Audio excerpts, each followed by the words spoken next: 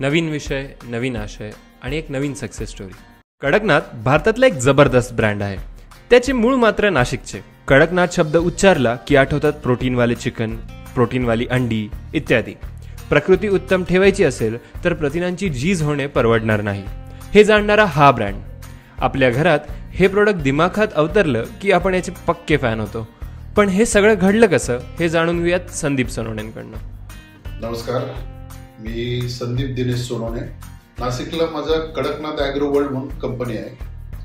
आमचे प्रॉडक्ट जे आहेत, अंडे आहेत, चिकन आहेत, परत शॅम्पू आहे, ready to eat omelette powder आहे, बरेचसे असे नवीन बऱ्याचशा गोष्टी आम्ही त्याच्यामध्ये केल्या. महाराष्ट्रात नाही तर भारतात आमचं पूर्ण सगळीकडे आमचेच कडकनाथचे एक जाय करतो.